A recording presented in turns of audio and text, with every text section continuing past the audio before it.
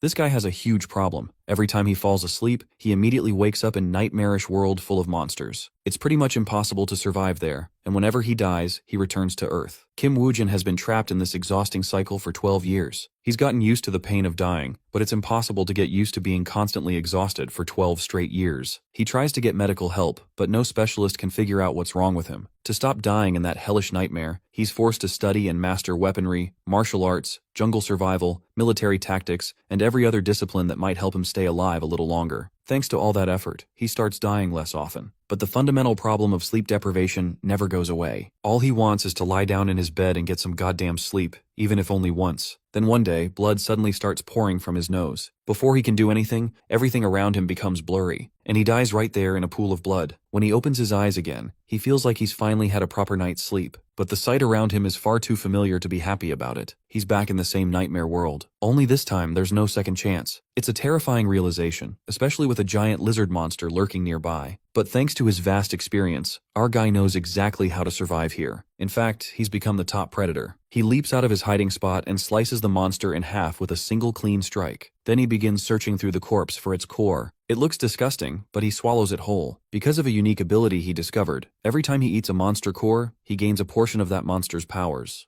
As planned, the safest first move was to head to a brighter place untouched by monsters. Woo Jin headed for the safe haven, while Aura farming on trees along the way. A night had passed, and he was savoring a welcome change in his life. Finally, he can get a night of perfect sleep whenever he wants. It had been a month since he permanently crossed over to a much harsher reality. The adjustment period was short. He was already proficient when it came to survival. Throughout the month, he continued heading towards the light. Just because he feels more liberated to fight now doesn't mean he regularly seeks out a hunt. Risking his life for fun in this place would be pure madness. Still, there are days when he can't fight the itch to get into a fight. Coincidentally, that itch crops up whenever hunger strikes. Today's breakfast was a giant bat. A sneak attack was all it took to take the poor monster down. As per his routine, he carved up the dead monster's body and fished for the monster core. This essence, present in every monster's body, gives the hunter the chance to gain new power upon consumption. Ever since he made these things his snack of choice, adapting to the harsh surroundings had become a lot easier. He also discovered another relevant fact during the first month. According to the badge he found in his pocket, the body he took over belonged to someone with the status of a third-class mercenary. Surprisingly, he could read the system of writing in this world. The existence of mercenaries and the identification token suggests that people are living and thriving somewhere in this violent world. Finally, he could see the light at the end of his month-long journey. On the outskirts of the monster-free zone, he was taken aback by the sight of a clearly man-made trap laid on the floor. That can only mean one thing. There might be people nearby. Elated, he ran faster towards his destination.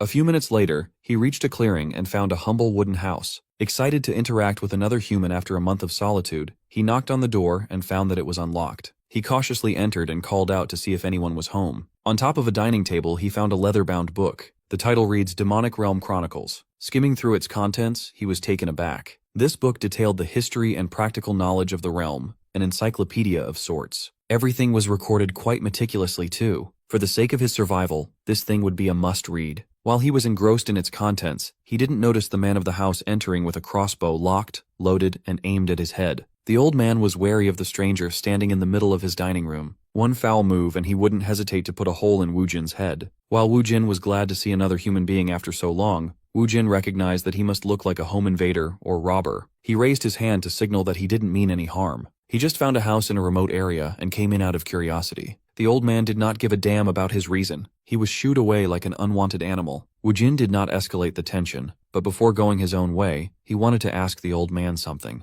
Would it be possible to borrow the book? He really wanted to give it a read. If needed, he would be willing to pay a price. The old man asked what he would do if he were refused access to the book. Woo Jin truthfully answered that in that case he won't hesitate to take it by force. He reached for his blade, alarming the old man as he gripped his crossbow tighter. They sized each other up for what felt like forever. Woo Jin had no real estimate of the old man's danger level, but he could feel that he would never lose. Ultimately, the old man lowered his weapon, and cooler heads prevailed. He believed that a petty thief wouldn't necessarily bargain for a book. He introduced himself as Hector. Kim Woo Jin also gave a proper introduction, but his name was quite peculiar and hard to pronounce around these parts, so he went by Jin instead. Hector understood that the young man wanted to get some reading done, but the book was precious to him too. He cannot lend it out to a stranger. If he really wanted to study the material, he'd better stay for a while. In return for free lodging and reading time, he could help with some simple chores around the house. It was a great deal, one that Jin had no problem accepting. And so, he ended up staying at Old Man Hector's house. He was a gruff man, but he was not a bad person by any means. He was even kind enough to feed Jin home-cooked meals. That night was the first time he'd had warm soup in a long time.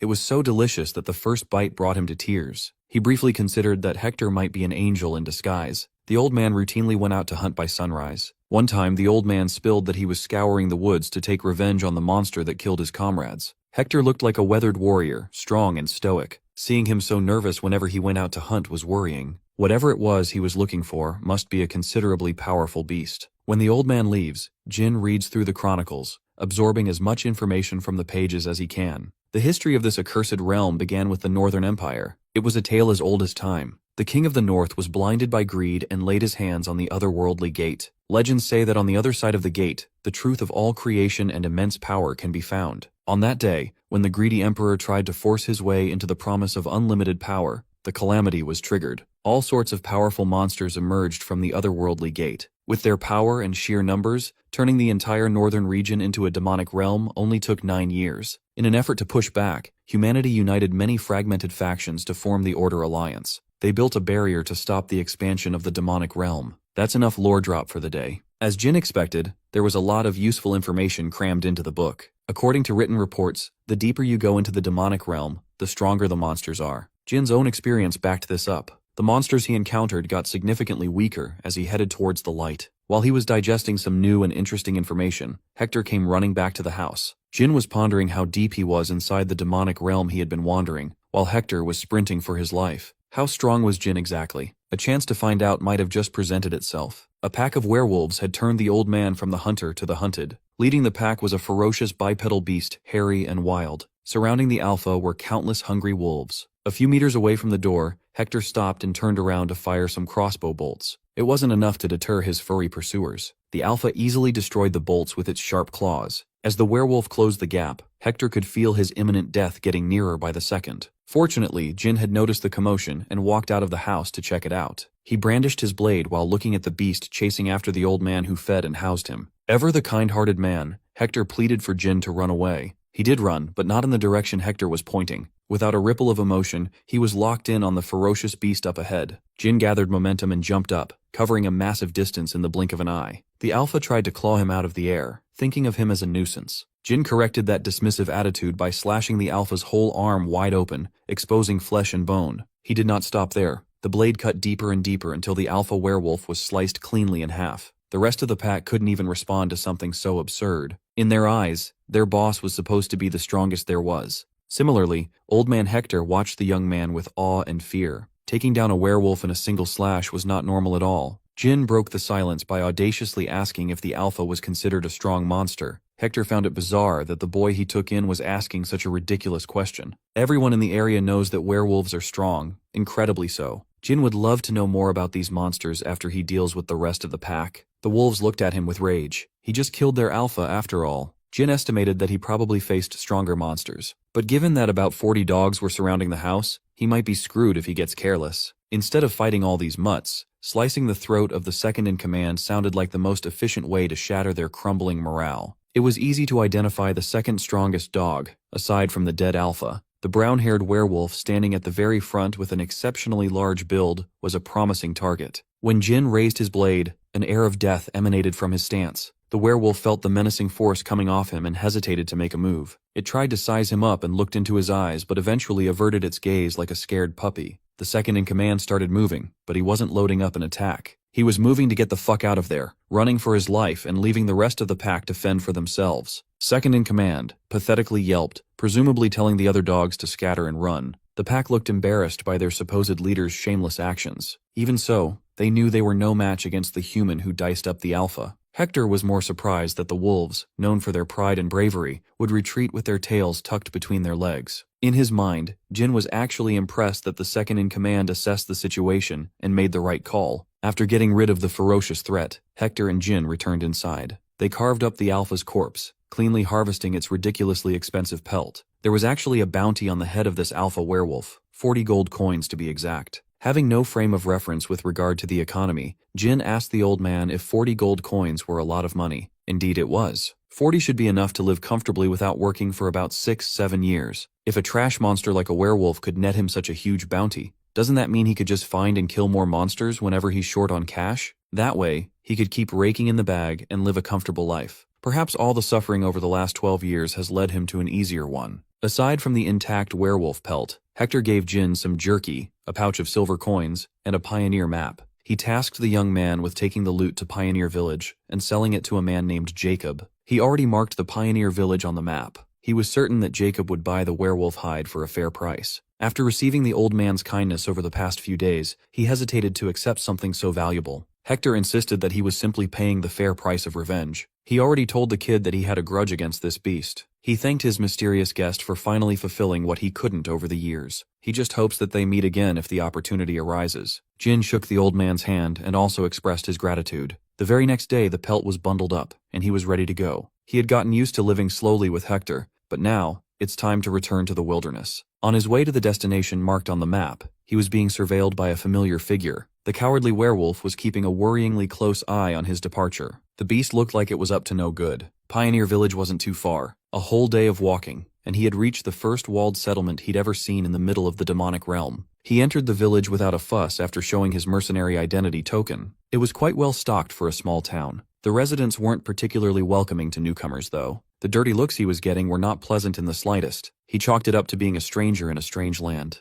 Everyone's on high alert. It was understandable, truly. In a world like this, people can be more dangerous than monsters. To get some much-needed information, Jin went straight to the pub. In there, he blended in with the rowdy crowd without a problem. Jin sat in the bar, and the bartender offered him some beer. He didn't come here for the drink. More importantly, he wanted information regarding a man named Jacob. Upon hearing that name, the man sitting next to him reacted curiously. While slicing and snacking on an apple, the man claimed to be Jacob. Jin's first impression was that the guy had the face of a scammer. Despite his reservations, Jin stated that he was sent by Hector to sell a werewolf hide. Upon hearing that, Jacob stood up from his seat and dropped his knife and apple. The man assumed that Hector killed the werewolf himself. Jin did not correct his assumption. After inspecting the wares, Jacob confirmed that the werewolf hide was real. By this time, the entire pub's attention was lasered in on the wolf hide displayed on the bar counter. Jacob's shock quickly twisted into malevolent glee. Without saying a word, the rowdy crowd of the pub encircled Jin with weapons in hand. It looks like Hector was deceived by this Jacob guy. The scammer played with the werewolf pelt and told the boy to get lost and leave the loot. Jin sighed. He should have trusted his scam radar. Faces don't lie after all. Still, he tried to discuss business in a civil manner. Jacob was annoyed that the kid wasn't getting the hint. In truth, old man Hector was an investment. Keeping that old fart alive in the middle of the woods and selling him supplies caused a loss. Conveniently, the hide should cover all the accumulated losses over time. Jin briefly considered just killing the bastard right then and there, but he stayed strong. He doesn't want to kill a human being over a mere hide. He was truly planning to walk away and let the matter go, like the nice guy he is. That was until Jacob pushed his buttons and spilled beer all over him. The scammer had finally done it. It is fucking on. Wu Jin stood up, letting the bar stool fall. He walked past the goons, who threatened him with menacing looks, and headed for the door. Jacob was very pleased with himself. He intimidated the kid to surrender such valuable material, right?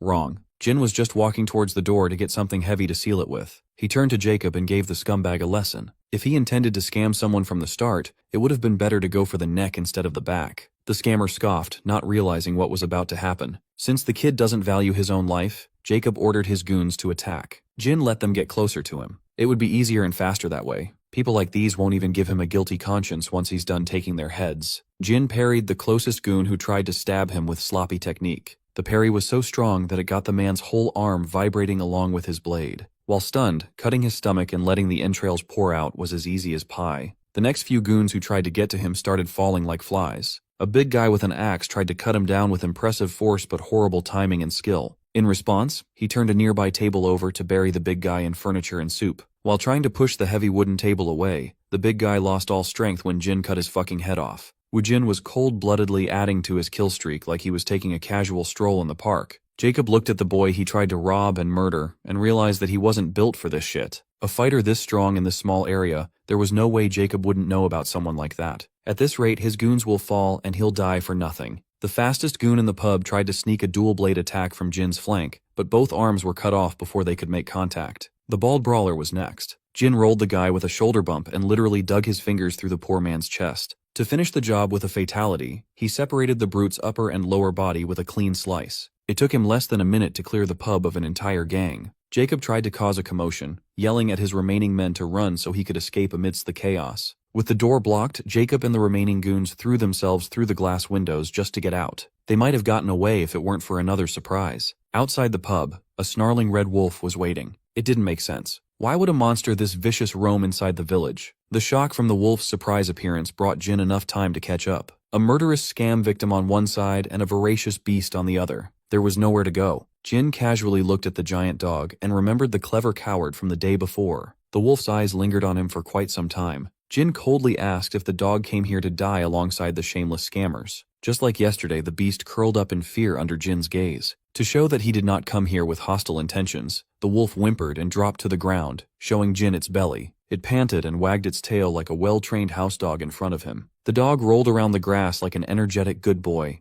Jacob and the goons were equally confused and frightened by the bizarre turn of events. Woojin was quite annoyed by such mutt-like behavior. He didn't have time for this, but since the guy was seemingly trying to get his attention to get adopted, he threw the dog a little test. Jin pointed at Jacob and the goons and ordered the wolf to bite. Immediately, the sweet and energetic doggo was gone. In its place was the fearsome beast that ruled the nearby woods. The wolf maimed the goons without mercy, biting their faces off and inflicting as much pain as possible. Jin preferred seeing the mutt behave like an apex predator compared to the cutesy act. Jacob recoiled in cowardly terror as his goons were turned into mincemeat. The wolf bit into their flesh and nastily painted the ground with blood. The scammer's brain tried to come up with a plan to get out of this messed-up situation. He reckoned that Jin was just a strong moron. Thinking that he could get away scot-free if he apologized a few times, he got down to his knees in surrender. He pleaded for mercy and promised to do anything to be forgiven. Of course, he was just doing this to get out and plot his revenge afterward. Jin wasn't stupid. He parked his blade right next to the scammer's head, scalping that son of a bitch just a little. Jacob didn't dare move a single inch. He was completely wrong about this kid. If there was one thing Jin hated, it was being taken for a pushover. Well, he was. He used to be that way.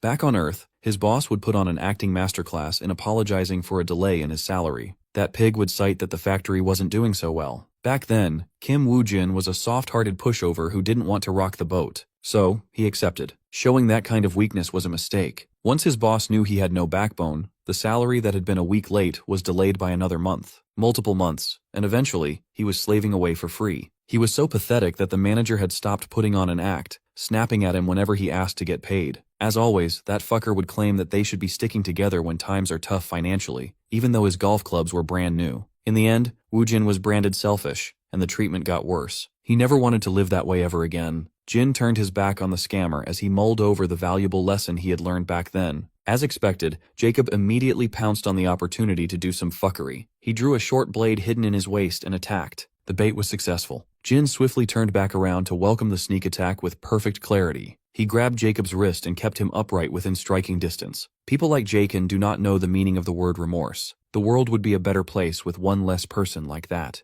Jin brandished his blade and decapitated the scammer's head. It was bloodier than a Tarantino movie. In this life, Kim Woo-jin vowed never to be taken advantage of again. With the entire gang of irrelevant goons wiped out, he turned to the mutt that helped him. What should he even do with this guy? Judging by the mutt's subservience, he seemed pretty determined to follow Jin. He even surrendered the stolen bag of coins looted from Jacob's corpse. The mutt was pretty clear in his desire to tag along. He was acting awfully close to the man who killed the alpha of his pack. The big guy seemed clever enough. They should get along from now on. After the massacre, Jin retreated to an inn that had a room big enough to accommodate his new furry friend. Once again, he had a restful and perfect deep sleep. Nights like those will never go unappreciated. The morning felt so refreshing. He felt like he could fly. After stretching his severely scarred body, he went out to a nearby stream to wash his bloody clothes. While trying his best to scrub away the stains of yesterday's scuffle, he contemplated. He just killed a person for the first time. He killed a whole gang, in fact. Much to his surprise and concern, he felt no hint of guilt in his conscience. Maybe it was because the people he killed were scum,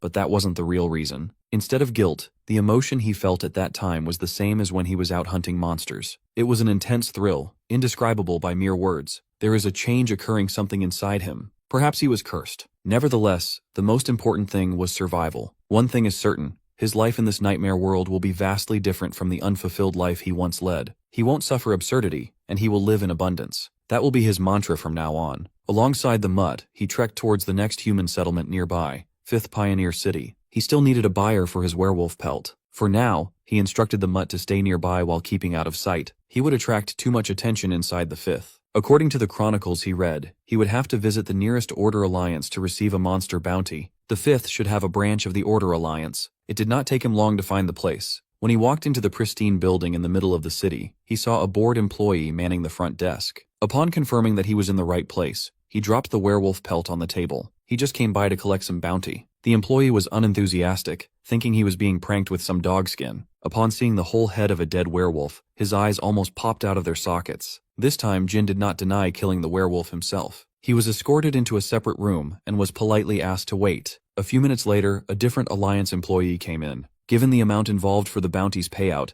they had to make sure that the pelt was the real deal. The experts confirmed its authenticity and authorized the release of the bountiful reward. This amount of gold coins in one sack should allow him to live a comfortably lazy life for 6-7 years. It didn't feel real until he saw the glimmering coins in person. His hands trembled. It was a different thrill compared to hunting. But money is definitely a good thing, no matter what world you live in. While he was imagining a bountiful next couple of days, the man who released the reward asked him if he would be interested in taking on another request. That sounded like an opportunity to make even more cash. Apparently, a monster recently settled down at a nearby quarry, and it is causing quite a headache. Because of the monster, the workers cannot continue working in the quarry. Without the bloodstone mining operation, money had stopped circulating in the city, putting it on the brink of financial ruin. Their intel suggests that the monster terrorizing the local economy was stronger than a werewolf. Jin might just be the man for the job. As it turns out, the quarry had been taken over by the monster known as Mad Skull. This oversized warthog has a bounty of 70 gold coins. Jin had read about this creature in the chronicles. Moreover, he had already faced one. As the name suggests, the Mad Skull has a nearly unbreakable skull. But its most troublesome trait was its relentless aggression. A werewolf can't even compare when it comes to raw toughness and strength. In truth, it took Wu Jin a month to kill one of these things for the first time. He died 28 times in 28 separate nightmares before he figured out how to get the job done. With all that in mind, he readily accepted the job. His next prey had been decided.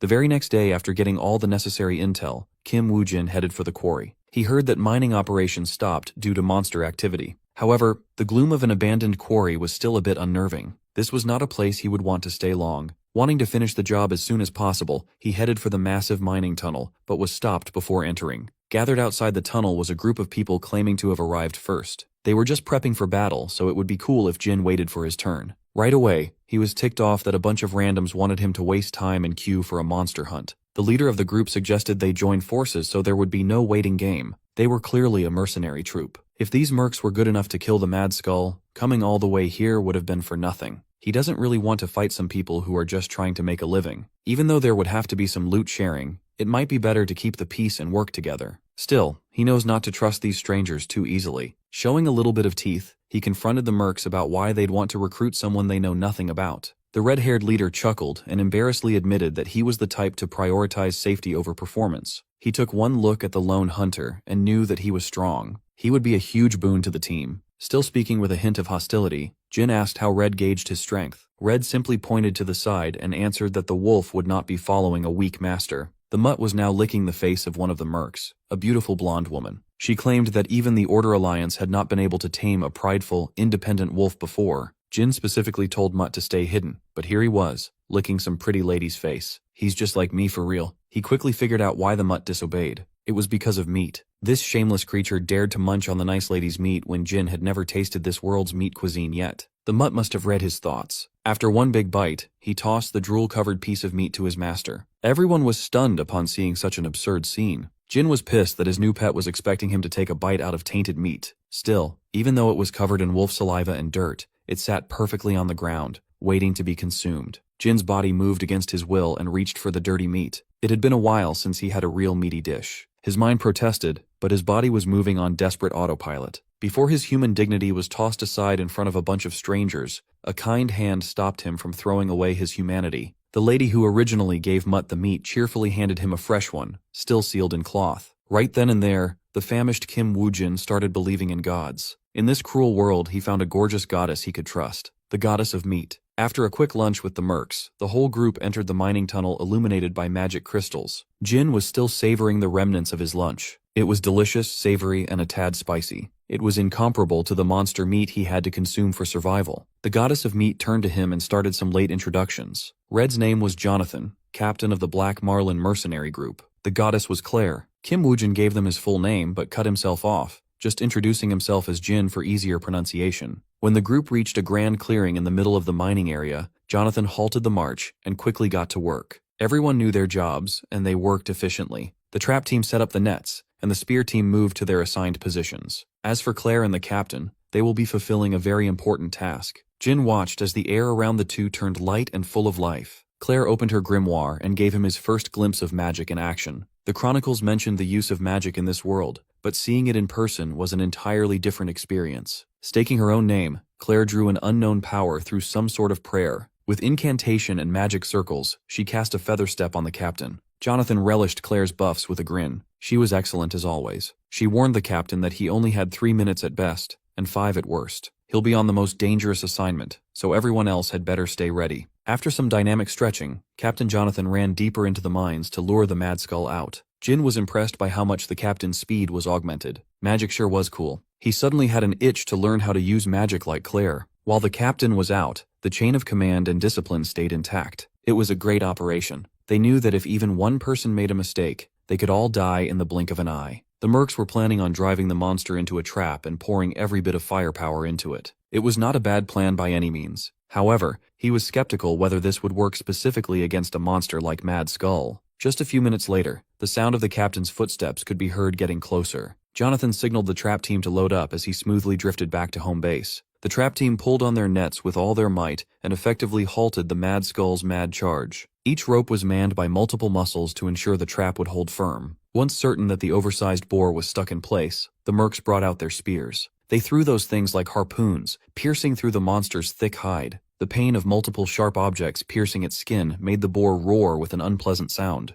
It made the trap team falter a little, but they remained standing. Fueled by the pain and its natural aggression, the Mad Skull generated more sudden force than they were expecting. Jin watched in high alert as the entire trap team was lifted off their feet. When it came to raw strength, the beast easily outclassed the entire mercenary troop combined. After landing back on the ground, the trap team tried their hardest to regain footing. Weaknesses in a few key areas resulted in the beast breaking free from the restriction. It immediately aggroed into the team that dared to tie the beast down. Claire was directly in its line of sight. Worried, she hurriedly loaded up a magic spell to repel the monster. Jin wasn't going to let the woman with the most delicious meat get mauled by a reckless boar. Without a hint of fear, he faced the Mad Skull in isolation. The overwhelming force threatened to send him flying, but he gambled his aura by stopping the violent charge with his bare hands. Claire saw what he was doing and warned him against such a boneheaded approach. He did not listen, nor did he need to listen. He might be one of the few people in this world who knew how to properly take down a Mad Skull. Jin pushed the tusks to the side, creating some space. Using that gap, he reached for his blade. He sliced up, hoping to deal some heavy damage to the monster's chin.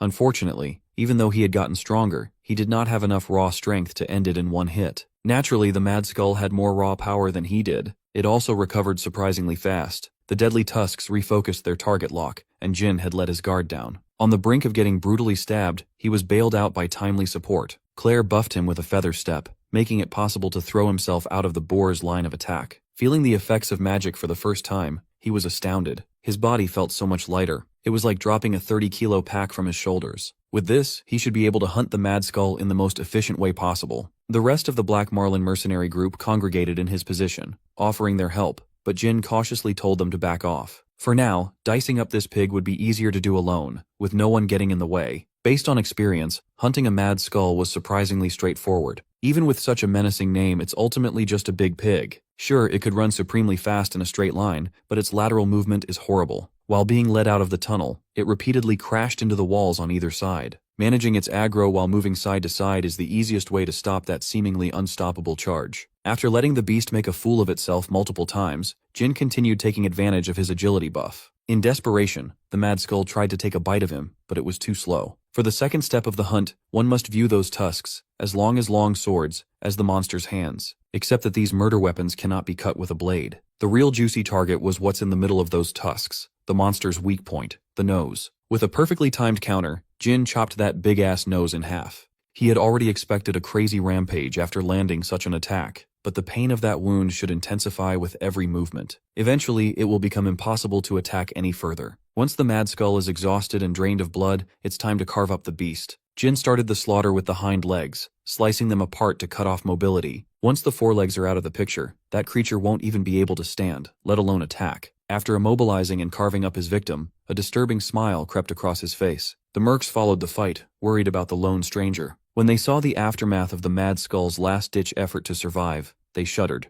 Claire wanted to run up to Jin to make sure that he was all right, but the mutt stopped her from interfering. There was no need to worry or intervene. Jin is back with no Mad Skull in sight. Moreover, his mouth was suspiciously bloody. That guy could not resist eating some monster essence as a snack. The Mad Skull problem had been taken care of. All that's left was pork. Captain Jonathan had been working as a mercenary for a long time, and he had never heard of anyone taking down a Mad Skull solo. While everyone was celebrating, the mutt called everyone's attention as he growled upon smelling something. Another Mad Skull emerged from the mining shaft, and there were a few more behind. One of these bastards was hard enough to deal with. Multiples of them would be flat out impossible. Being an experienced merc, Jonathan collected himself, took up arms, and instructed his boys to prepare for battle. Before hostilities could erupt once more, Claire stopped the boneheaded boys. The Mad Skulls that emerged from the mining shaft were a concerned parent and 2 piglets. Those little crying chonkers were adorable. The parent was visibly upset but not acting aggressively. If anything, it was surrendering and retreating with the babies. They must have seen what that one human can do to their kind, and decided that they wanted to keep living. A family of Mad Skulls must have taken over the quarry to raise their young in here. Now the captain feels kind of bad for breaking up a family, but he was also glad that they could wrap this up somewhat peacefully. By night, the mission was accomplished, and the victorious group had returned to 5th Pioneer City. The Black Marlins have gathered at the local pub to celebrate the massive dub without serious injuries. The time had come for the biggest highlight of the hunt. It's time to revel in the joy of labor. It's time for the bounty reveal. Everyone raised their glasses while Claire counted the money bags. The reward was supposed to be 70 gold coins, but there were way more than 70 on the table. Captain Jonathan bragged that he managed to squeeze the Order Alliance for more dough by making a fuss over inaccurate information provided. They were sent on a mission to deal with 1 Mad Skull, but there were 2 adults and even a couple of piglets in there. Using that surprise, he demanded a bigger reward. He negotiated a 70 gold bounty up to a whopping 110 gold coins. Jin asked how he pulled it off, since they technically killed only 1 beast. The captain proudly revealed that he just told the Alliance a little white lie. His men approved of this method. If you don't get caught, whatever you claim just becomes the truth. Jin certainly found some interesting people to team up with. Jonathan also announced that half of all the earnings will go to Jin. Getting half for doing all the work is crazy. The captain even admitted that his whole crew would have died a dog's death if Jin weren't there. Since the reward went up, there's enough cash for a pretty nice split for everyone. Although the trap was a bit of a failure, the buff was a huge help in successfully hunting such a fast and strong monster. Jin had no problem accepting the split just because of Claire's magic. In a celebratory mood, he even offered to pay for everyone's drinks the whole night through. Calling the Black Marlins heavy drinkers would be an understatement. Their captain himself drank liquor by the barrel. While the boys were being rowdy, Claire packed up her things and headed for the door. When Jin asked where she was going, Claire answered that she was going to get some magic practice done. Curious about the mystical world of magic, Jin obviously tagged along. Claire found a quiet spot just outside the city, took off her shoes, showed her feet, and meditated. The world's innate mana danced around her tired body, replenishing the juice she had used up earlier in the day. She might be exhausted from the hunt, but she still found the time to train. Jin was impressed. With Claire's help, perhaps learning magic was a possibility for him too. When he brought it up with Claire the next day, she was open to the idea of tutoring him in arcane arts. She was surprisingly agreeable. She wanted to give him something as a gift anyway, so this was the perfect opportunity. When the Mad Skull charged at her, Jin stepped up to the plate, unlike a certain useless captain. She made sure that Jonathan heard her complaints about failing to uphold one of the basics of combat, protecting the mage. The captain interjected, warning Jin that learning magic cannot be done overnight, and they would have to leave 5th Pioneer City in 2 days. Claire argued that Jin could just tag along. Still, Jonathan didn't see any reason why such a strong monster hunter would waste his time following some mediocre mercenaries. He understands that a brave wolf is usually most comfortable alone. Interfering with his journey would be rude. They got it twisted though. Jin doesn't really have anything planned for the future, but the captain was making him feel like he needed to save face for no reason. Playing along with the lone wolf persona, he asked where the Black Marlins were heading next. They have a big job lined up in the 4th Pioneer City, so the course is set. Awkwardly averting his gaze, Jin claimed that he was actually planning on going to the same place. This dude just wanted to learn magic. He was a terrible liar. Claire and Jonathan played him like a fiddle and made it seem like tagging along was his idea. He was hooked. They acted grateful for having such a reliable ally on deck, welcoming Jin warmly. Admittedly, Jin liked the feeling of being welcomed. The next destination has been decided. The journey to the fourth was quite monotonous. The Black Marlin caravan maintained a decent pace. With them was a Tarask, a monster that had undergone selective breeding as a means of transport. It's one of the few monsters tamed and bred by humanity. Jin had read about them in the chronicles. Due to this one's size, using it as a pack animal instead of a horse made sense. Throughout the long walk, Captain Jonathan did a good job maintaining morale. At night, Jin would join Claire in her meditation ritual, painstakingly trying to grasp at something new. There are dozens of reasons why learning something so foreign is hard. What he found the hardest was the requirement of repetitive effort. In any task, there are parts where growth is only possible through practice. Growing in that area tends to be sluggish. In some cases, like his very own, stagnation is possible. Repeating the same thing over and over again without anything to show for it was very painful. Still, he was used to this pain. Kim Woojin persevered. He did not repeatedly die, enduring 12 years of pain to survive the demonic realm. To give up now. One cold night, while meditating alone in the middle of the serene woods, he felt his first spark. Claire saw it happen from afar and merrily went up to him with her congratulations. It took Jin 10 whole days just to feel the faintest spark of mana. It was a difficult process to say the least. Claire admitted that he was on the slow side of progression, but progress was progress, no matter how slow. Some people with absolutely no talent go their entire lives without sensing mana. For the second stage of their lessons, she pulled out a vial of blue liquid from her pouch. She poured the shiny substance into a metal cup and put on her gloves. Preparations are done. It's time for Jin to get undressed. Not knowing what was about to happen and where her gloved-up hand would go, Jin's imagination ran wild. After getting rid of his clothes, Claire dipped 2 fingers into the sticky substance and got to work. She used that thing to draw an elaborate magic construct covering Jin's backside. This would make it possible to inject him with mana to make a path. Once the structure was solidly connected, she started the injection process. Claire manipulated the magic circle inside the construct to levitate above his skin. When she gently put her energy in, Jin was jolted into high alert.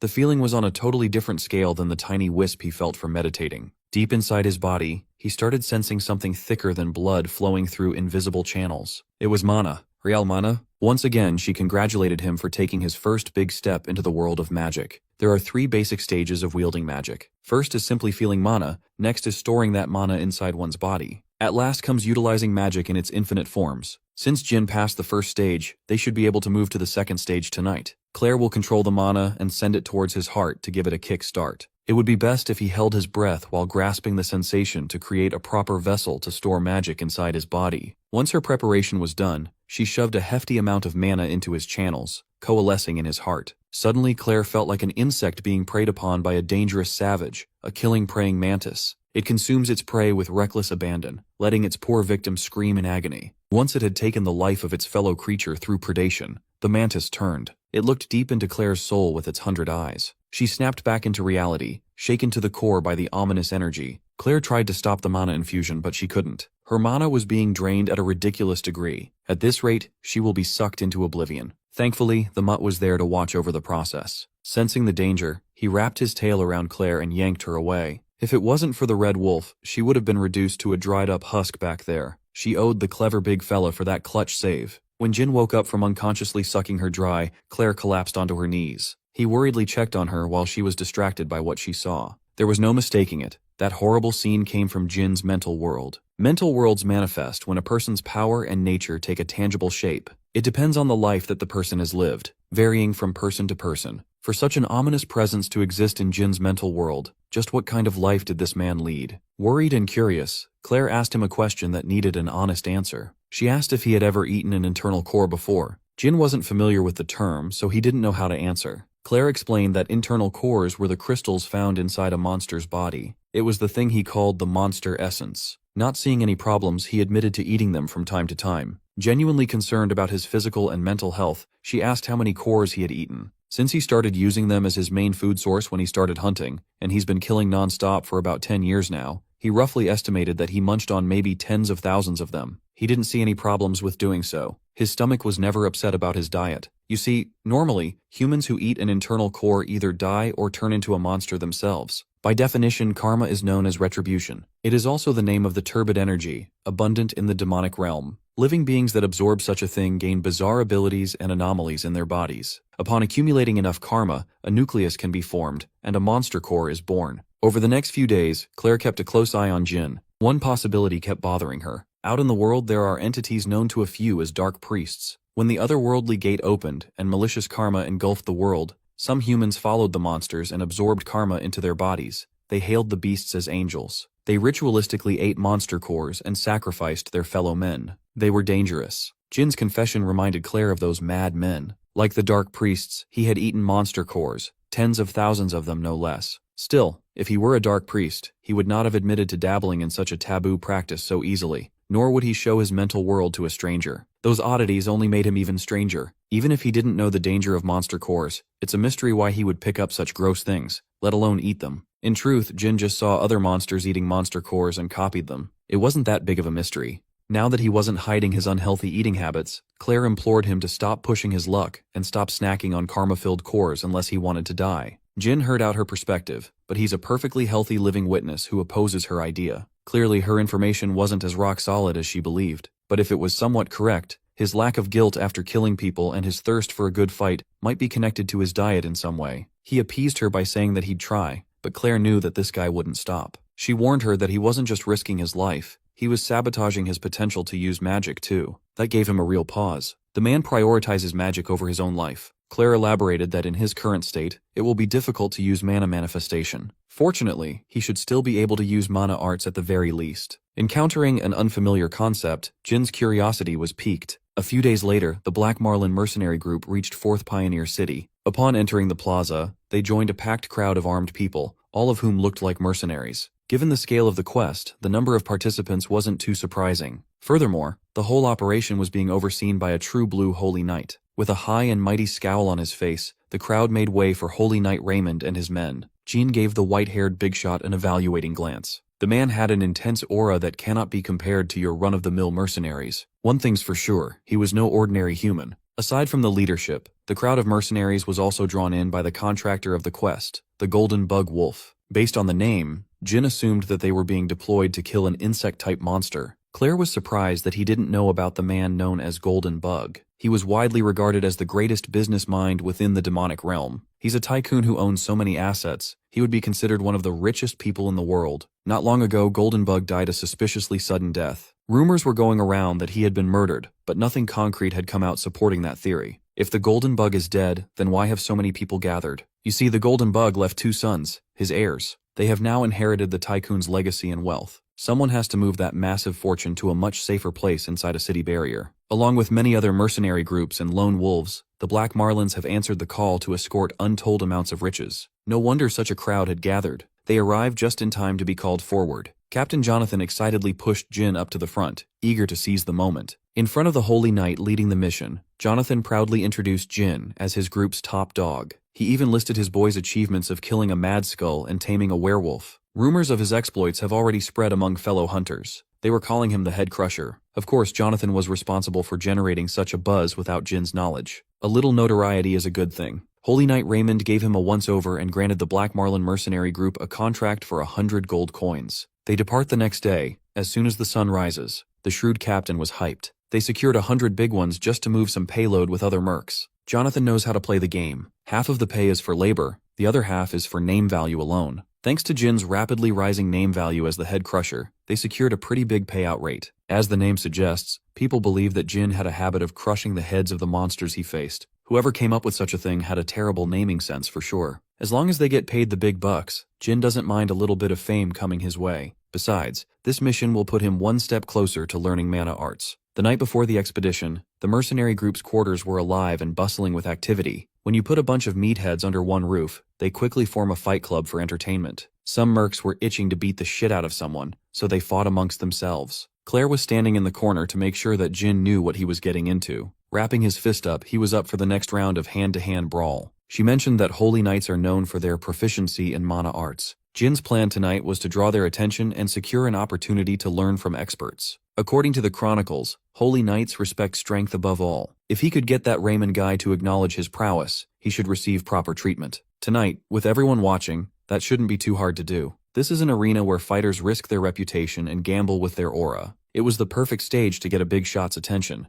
In his first fight, the opponent was eager to close the gap, a close combatant. Without as much as blinking, Jin dodged the telegraphed punch and countered by breaking the poor guy's jaw with a light tap. Playing it up for the people watching, he grabbed the opponent's disoriented head. Living up to his horrible nickname, he started bashing the man's skull with his forehead. The crowd loved every second of his performance. Headcrusher's name was truly warranted. This first bout should have drawn the Holy Knight's attention. However, Jin was not satisfied with just that. The real show is just about to start. To make the Holy Knight take him seriously, he plans to string more dubs until he cannot be ignored any longer. Jin went through multiple mercenaries, and he made a brutal show of it. They labeled him a head crusher, so he went on and crushed heads. After putting multiple fighters to rest, Holy Knight Raymond stood up from his chair and watched with full attention. There were more than a dozen limp bodies on the stage. The operations leader cannot remain silent any longer. If that Raymond guy was a real knight, he's probably itching to take a mercenary down a peg. As expected, the Holy Knight called up his boy Rex to snap the head crusher's win streak. The apprentice knight was upset that he was being ordered to fight a mere mercenary. Thus far, Jin's plan has progressed as he expected. The show is heating up. In response to the Holy Knight's call for a fight between an apprentice knight and a backwater mercenary,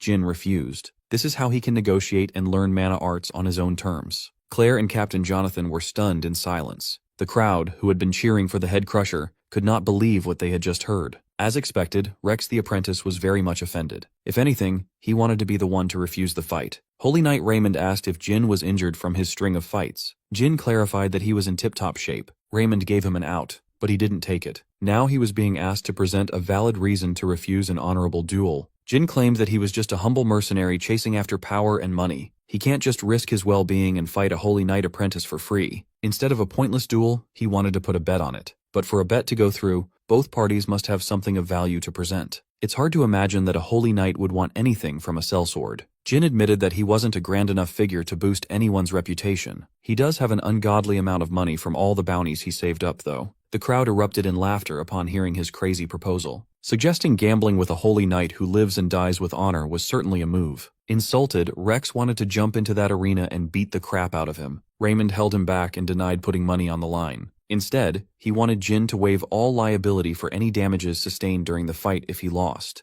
It was clear that Raymond wanted to hurt him bad, really bad. That works wonderfully for Jin. He won't have to put his hard-earned money at risk, and he could beat up some snob to his heart's content. He readily accepted and opted to hold on to his terms after the duel was over. Rex bandaged up his fists and entered the arena while giving the audacious merc a nasty look. They sized each other up, looking into each other's eyes. As expected, his fellow mercenaries cheered on for the head crusher. Some of them even wagered their entire fortunes on his win. Claire was worried and urged him to signal if it got a little too much, but there was no need for all that. He simply uttered, "Nah, I'd win." Rex was given the green light by his boss to go all out. Raymond recognized that the man hailed as the head crusher wouldn't be an easy opponent. Right from the get-go, Rex circulated mana all over his beefed-up body. Those who were in the know recognized the ignition of mana arts and lost all hope for Jin's victory. Rex took one strong step and closed the gap in an instant. Jin recognized the danger level of the speed. This red-haired brute was definitely on a different level compared to mana-less small fries. Rex's explosive attack was refined and backed by powerful force. Too bad it only grazed Jin. Taking a clean hit from something that strong might just blow his head smooth off. Experiencing mana arts at such close distance, his interest towards the concept was growing. Rex caught him lacking and out of balance, forcing Jin to block a straight punch with both arms. The excess power sent him sliding backward. He was almost knocked out of the makeshift arena.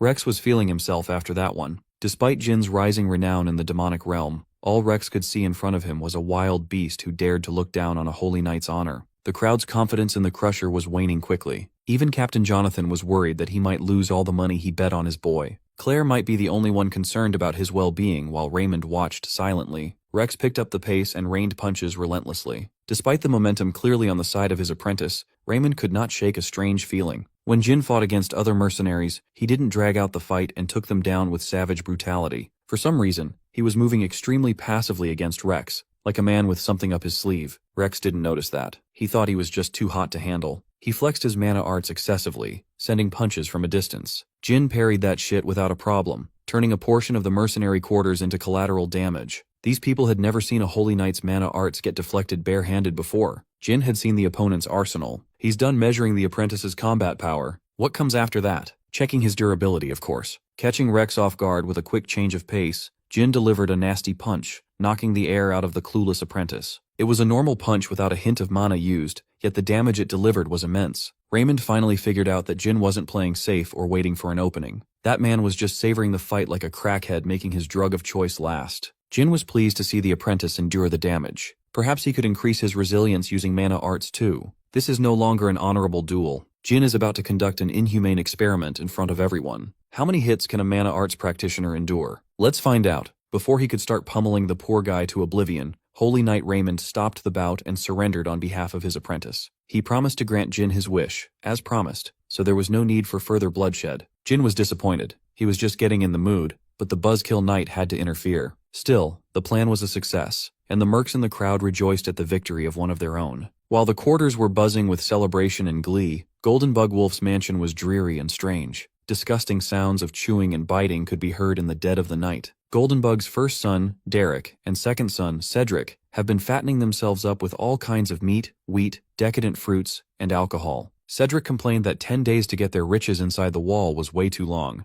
Derek blamed the inconvenience on the Order Alliance. He called the Order's operation all talk and no substance, despite all the money their family had dumped into that organization. Nevertheless, there was nothing they could do but gorge themselves with good food. They just have to pray that their rapidly changing bodies hold out until the 10-day mark. The next day came, the mission officially started, and so did Jin's mana arts lesson courtesy of Holy Knight Raymond. Its principle was simple, using mana like a body part to enhance one's physique or weapon. Anyone with a little bit of talent could theoretically use it. Still, there are levels to this shit. Some say mana arts are basic techniques capable of splitting mountains and seas. Raymond's Sacred Fire Slash is still far from that level, but he's a beast nonetheless. After demonstrating his proficiency and scaring every wildlife within the vicinity, he peacefully sheathed his sword. His apprentice was there to glaze him for an amazing display of skill. Rex was Raymond's biggest fan. He was practically bouncing on its crazy style, calling him the radiant and perfect hope of all holy knights. Raymond never had the patience for all that praise, and Rex knew when the boss wanted him out of the way. Watching from the sidelines, Rex's undying loyalty to the Holy Knight reminded Jin of a certain furry fella. The technique Raymond demonstrated cleanly sliced a massive tree.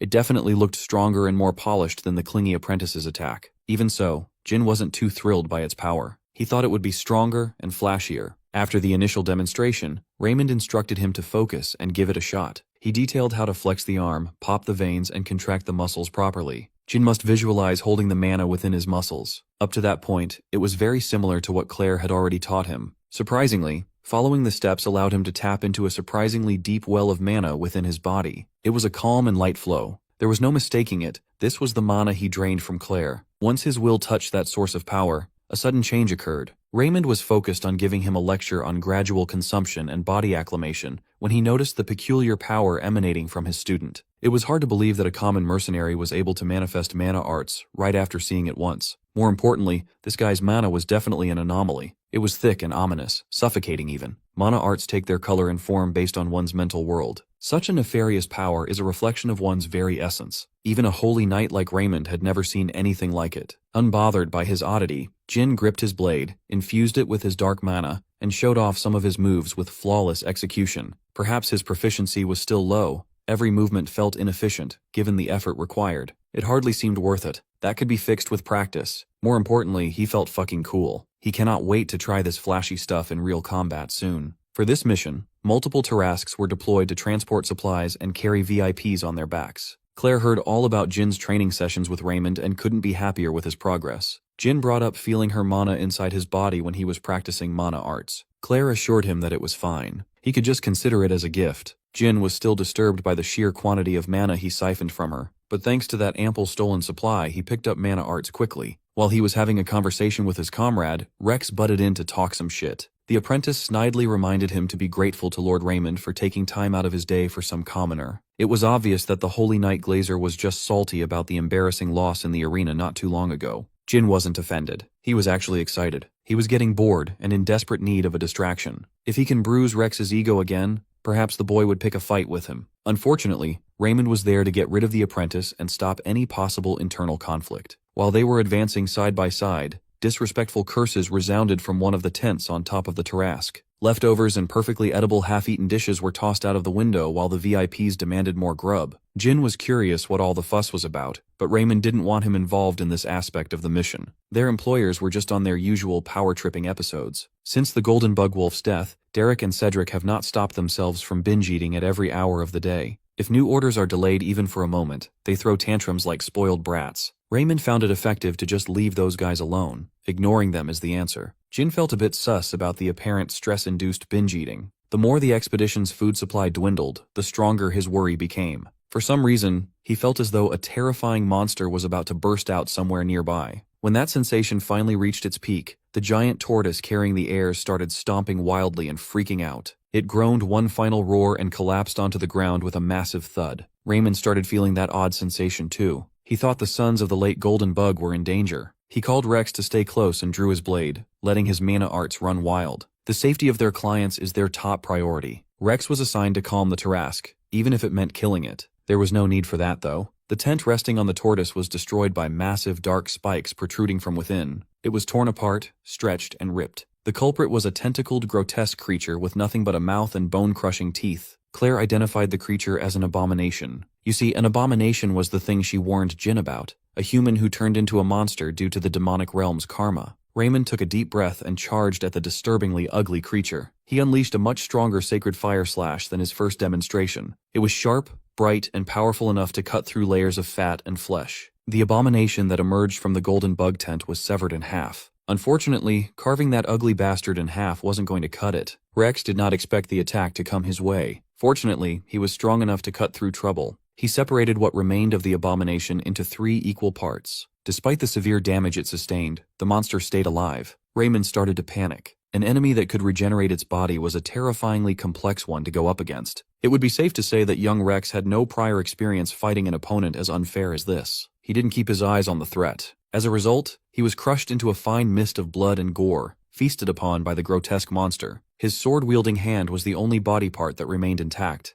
Everyone present was horrified by the sudden death of the Holy Knight apprentice. He was annoying, but he did not deserve to go out like that. Holy Knight Raymond was usually stoic, but seeing one of his most loyal subordinates get turned into lunch stoked the fire within him. Pouring mana into his blade, he tunnel-visioned at the ugly bastard churning Rex's body. The level of sacred fire slash he unleashed was higher than anything he had ever let loose before. It effectively dismembered the abomination, cutting it into little pieces. Raymond ran right into its maw, hoping to retrieve Rex from that slimy death trap. He believed that his boy could still be saved. The Holy Knight clawed and dug into the monster's throat, staining his pristine uniform. He was so focused on the task at hand that he did not notice the abomination rebuilding its body. Jin clicked his tongue. It looked like he would have to intervene now. The reformed tentacles attempted to restrict and trap the Holy Knight, but Jin cut through them and dragged Raymond out of harm's way. He was a bit too late. Raymond sustained minor injuries across the gaps in his armor. With the Holy Knight out of commission, some mercenaries abandoned all hope of survival. Seeing such an outlandish creature wriggle and regenerate, no matter the damage sustained, drained them of the will to fight. This was the first abomination Jin had ever encountered. He wondered if he was bound to become like this if he kept on eating monster cores. That will be a problem for later. For now, he needs to get rid of the immediate threat. At full speed, Jin was practically untouchable, no matter how deadly the tentacles were. With the abomination's seemingly immortal constitution, this will end up being a battle of attrition. Jin elected to keep on dealing damage while saving his stamina and looking for a weak spot. It was a lot to juggle, but he had the skill and finesse to pull it off. He knew when to defend and when to deflect close-range attacks. Still, the enemy could poke him from unpredictable angles, catching him off balance. Thankfully, the rest of the mercenaries, led by Captain Jonathan, made themselves useful. Although they can't put out the same level of firepower as the head crusher himself, they have the advantage of numbers. In addition, Claire was there to support their blades from behind. Their job was to pin down every severed part of the abomination to prevent regeneration. Claire's magic was surprisingly effective in making that happen. Stopping pieces from reattaching was a huge help. With this, the playing field was a bit more leveled. Jin was pleased to see the mercs pull their weight. Being barred from regenerating pissed off the nasty abomination. Its energy changed, and the melting flesh wriggled to reveal something horrifying from within. Faces of tortured souls. Those faces probably belonged to the gluttonous sons of Golden Bug. After changing forms, it formed more tentacles to retrieve the pinned down pieces. The ordinary mercs and their magically enhanced blades weren't able to put up a fight. Thankfully, Jin was there to interrupt the reintegration before the abomination could get back its full power. The horrifying face with bleeding eyes screeched at him angrily. It extended its tongue like a frog trying to catch a fly, but Jin was ready to deflect. He warned Jonathan and the rest to keep a distance, but the abomination got stronger somehow. The emergence of its true faces must have triggered some sort of evolution. Jin's plan was quite straightforward. Keep hacking away at it. If he can do it enough, the internal core will surely show itself. The captain assured him that the mercenaries hired for this job weren't frauds.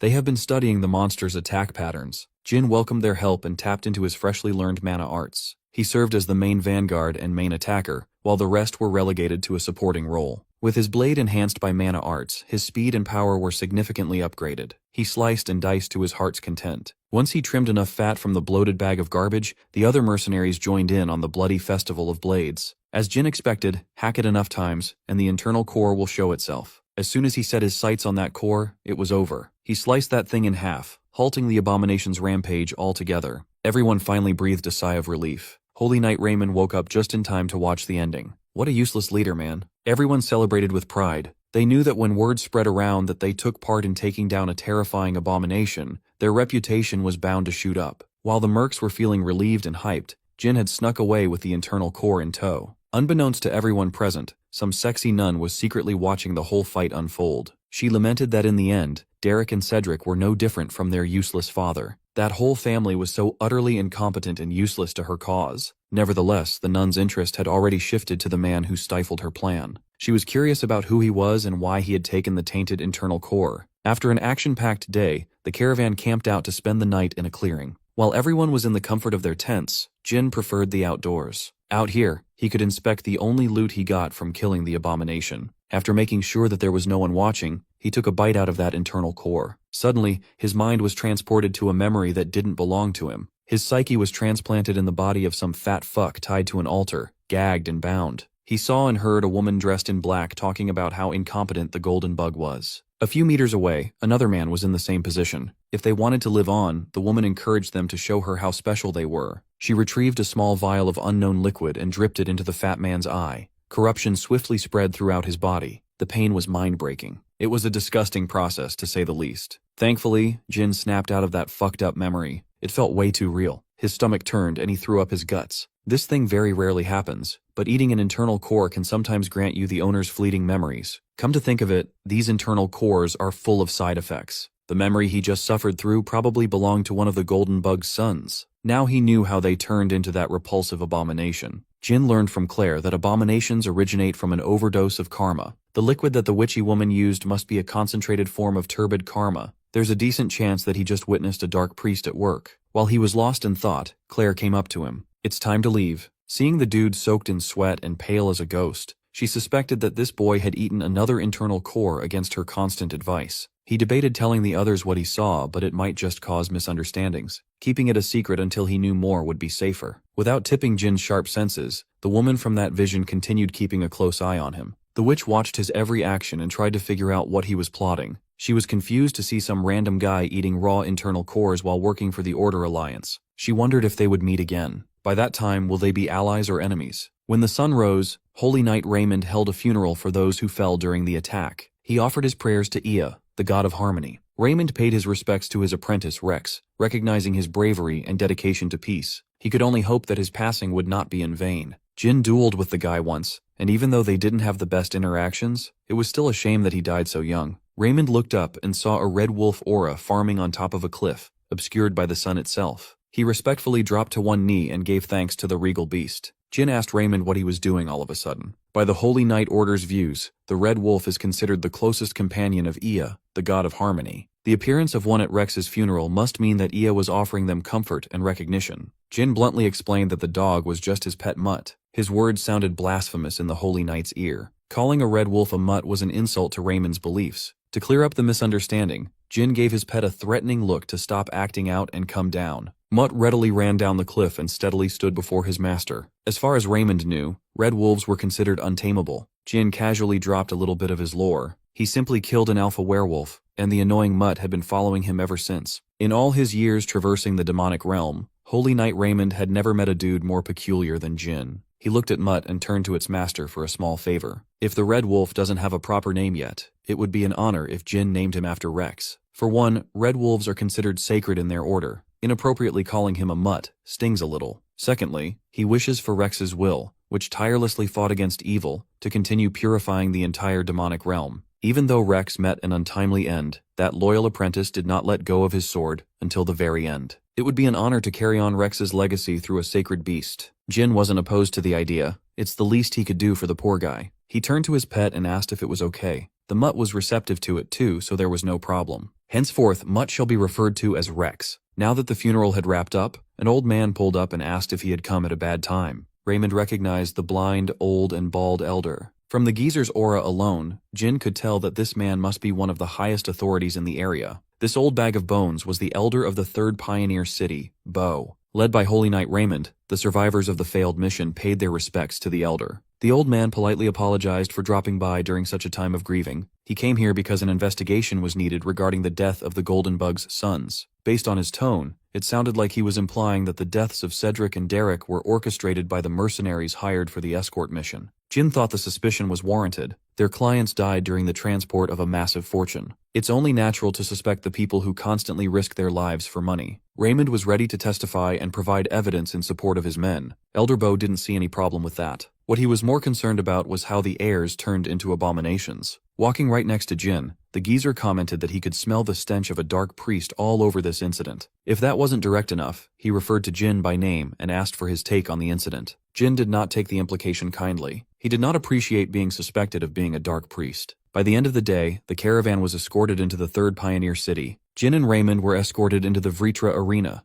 a training ground well equipped for a decent-sized army. Elder Bo was used to the fact that talented people show their talent from a young age. Jin, on the other hand, appeared out of nowhere not too long ago. He quickly piled up massive feats one after another. On top of that, he happened to get involved in the biggest incident in the pioneer cities in recent memory. On paper, it was only natural to be a little wary of the rising star. Jin acknowledged that he really comes off shady. Hell, he wasn't even from this world originally. Even so, the old man's request to spar was a little out of left field. Raymond also opposed this so-called spar. They just got out of battle not long ago after all. It would be best to give Jin some time to recuperate. Elder Bo pressured them to accept his terms by threatening them with criminal charges if they refused to cooperate. It was completely unreasonable. Jin felt slighted for being put in such a tough spot, all because of his abnormal strength. Moreover, he wasn't too enthused to beat up an old man. Elder Bo dropped his walking stick and seemingly read his mind, clearing up his worries. He appreciated the concern for his age, but there was really no need for consideration. After all, the reason he rose to the position of elder was purely due to the merit of his own strength. Jin was taken aback by the old man's sudden burst of speed. Using his own brand of mana arts, the Great Bell Strike, Elder Bo nearly caved his chest in. Jin flew across the arena until his momentum was broken by a nearby armory wall. Raymond forgot to warn Jin that these bald dudes, the monks of Vritra, are skilled martial artists with incredible combat strength. Naturally, the elder is the strongest among them. Old Man Ba was amused that the Holy Knight seemed eager to help the mercenary. He might just get jealous and accidentally lose control of his strength at this rate. Fortunately, Jin had been woken up by the first strike. He kept up with the follow-up, moving his head to avoid getting crushed. He tried to thwart the old man away, but his quickly drawn blade was caught with Bo's bare hands. Jin would have been in better shape if the old man hadn't hit the exact same spot that the abomination had injured. He scanned his body for further damage, but was surprised to find he was completely healed. Normally, his injuries from fighting the abomination should have left him bedridden for at least 2 weeks. Even the damage from Elder Bo's first attack was healing at an astonishing rate. There is a very real possibility that eating the internal core granted him the abomination's overpowered regeneration. If that's the case, then he just hit the goddamn jackpot. Revved up by this discovery, he started matching the elder's aggression. The old man no longer looked so frail. He was completely fired up. He would love to keep this spar going as long as possible, but he cannot act so childishly. Now that he has confirmed the rumors about the head crusher's strength, it's time to move on to the next phase of investigation. Using his mind's eye, he took a really close look at Jin's soul. Long ago, Elder Bo gave up 2 eyes to unlock his third. With this sacrifice, he gained the ability to pierce through the essence of the human soul. Using his gift, he could confirm whether Jin was truly a dark priest or something else, a rising new light perhaps. Elder Bo saw the same imagery that Claire was subjected to when she peered through Jin's internal world. Using the light of his third eye, Elder Bo vanquished the beasts on the surface level and unlocked what lies beneath. What he saw was an internal world beyond his wildest nightmares. Jin's soul can only be described as a cage populated by every kind of demonic realm residents. Doing this exercise in the middle of a spar might not have been the smartest move for the elder. Jin did not take advantage of the old man's stunned state. He didn't even know what was happening since he was unable to sense Bo's mana. The elder averted his soul gaze, but the feeling of dread stayed. Jin's mental world goes beyond unpleasant and straight into terrifying.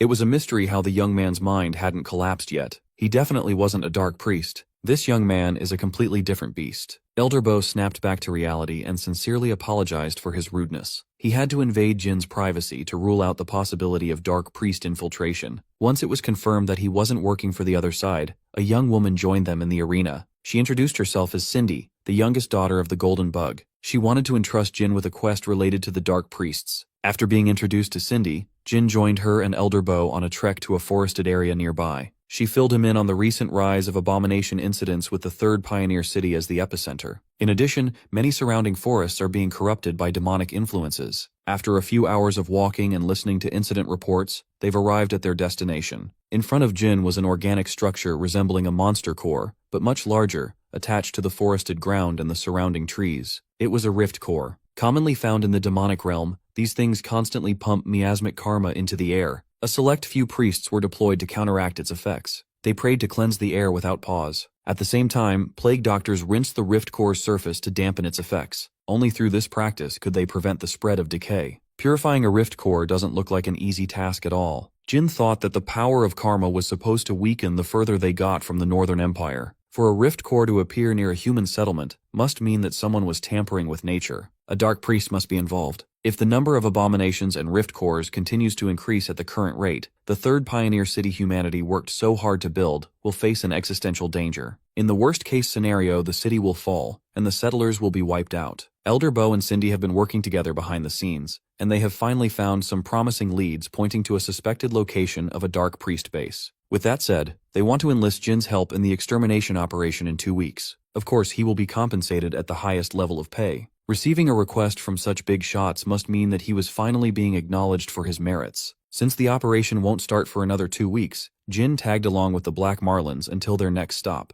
In the middle of the day, Claire was nagging him about all the crazy torture and punishments that confirmed dark priests were subjected to. It did not take the mercenary group too long to reach their final destination. They touched down the city behind the walls Yurgis. It was a massive place, on a scale incomparable to the small pioneer cities Jin had seen. Yurgis was also dubbed the safest place in the demonic realm. Perhaps he could settle down and live here someday. Now was not the time to think about peaceful living, though. While the caravan was on a short break before entering the walled city, Jin pulled Holy Knight Raymond aside to talk. After notifying Raymond about his upcoming mission, he told Captain Jonathan and the rest of the Black Marlins his plan to return to the third pioneer city for a quest. Cap knew how it goes in the mercenary business. Comrades go their separate ways after a job concludes. Still, it's always a bit sad when that day arrives. When asked about their future plans, Jonathan's next move was to simply drink, and then drink some more. The same goes for the rest of the group. Claire might be the only one with a reasonable path forward. She intends to look for another job in the city. Even though the recent payouts were decent, she's still far short of the money needed to enroll in the Magic Tower. Jin was unfamiliar with the term. Claire deprecatingly explained that even though she calls herself a mage, she's just an amateur who gathered common knowledge. Her skills are barely past the beginner level. She would have no trouble making a living with just the magic she cobbled together, but she's greedy and ambitious. Claire wants to learn higher-class magic. She risks her life day in and day out as a mercenary to save up money and attend the Magic Tower to make her dreams a reality.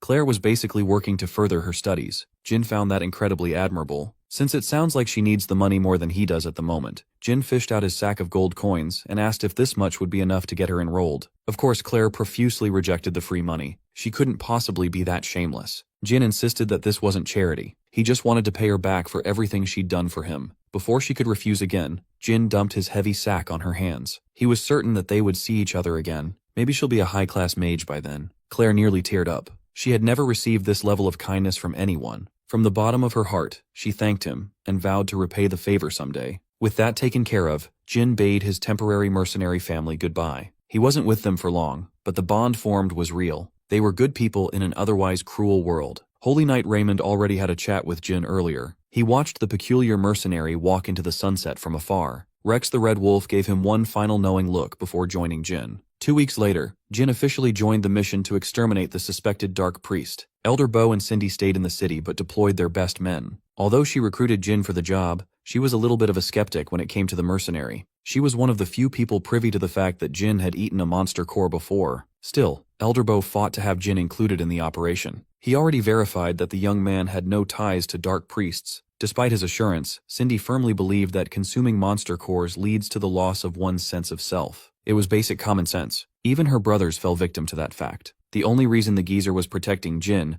must be because of his hope that another person close to him still has some shred of humanity left. Elder Bo wasn't happy that Cindy was bringing up old wounds. He doesn't want to have that conversation with her at all. She apologized for the disrespect, but left the old man with a warning. Cindy agreed to keep Jin's secret for now. But if that man's sanity slipped, she promised to frame him as a dark priest and bring down the full force of her authority. Of course, the punishment will extend to the man who brought him into this operation in the first place. She could threaten Elder Bo all she wants. He is confident that Jin will pull through. That kid had already consumed untold amounts of monster cores, became unimaginably strong, and miraculously kept his mental world stable. Jin is living proof that humanity can be maintained despite the effects of monster cores, but the world is not yet ready to accept that possibility. Even so, Elder Bo firmly believes that the young man's power will bring great hope to this world, ushering in a new era. The first expeditionary force marched with dignity and discipline. They sang their little songs and touched spear tips on beat. It was a pretty spectacular display of synchronization. Their marching hymn was disrupted by the sound of solid rock breaking someone's skull. The special mercenary the higher-ups hired was literally bashing his head with a rock. After wounding himself and cracking his own forehead,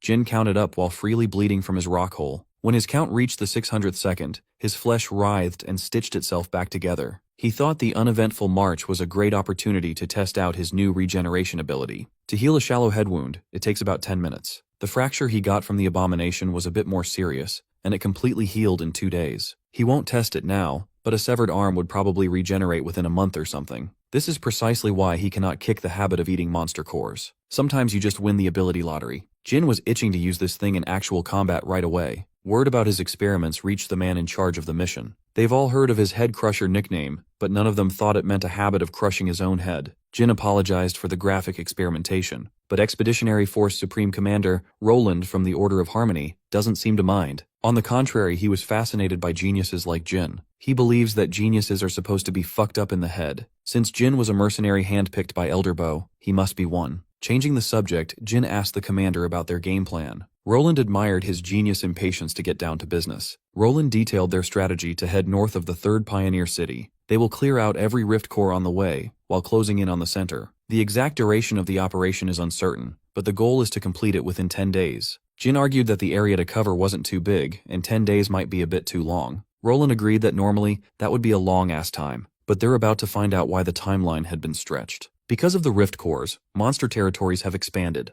In fact, they just entered one of them. A ground-dwelling little monster with sharp teeth tried to get the jump on Commander Roland, but was sliced in half before it could get close. The residents of the deeper demonic realm are invading human territory. They've grown audacious enough to pop out in the sun without fear. For the next 10 days, there will be non-stop bloodshed between humans and monsters. The beast that attacked the commander was just a warning shot. Soon, the whole expeditionary force was cornered by an underground ambush from all sides. The monsters screeched and attacked from below. The initial assault resulted in gnarly injuries to those who were unprepared. Jin got a good look at the beasts and identified them as leech rats. The leech rats he knew weren't able to dig underground, though. Supreme Commander Roland immediately demonstrated why he was assigned to lead this mission. He was unshakable, and his shot calling was clear. He kept an eye on everyone's position and warned Jin when he was targeted by multiple leech rats at once. Instead of fighting back, the supposed genius just stood in place and let dozens of rodents cover him with bites and scratches. They clung to him and tore through his flesh in every way possible. Commander Roland tried to back him up, but the numbers were too overwhelming. Once he was completely covered and obscured by leech rats, Jin executed his plan.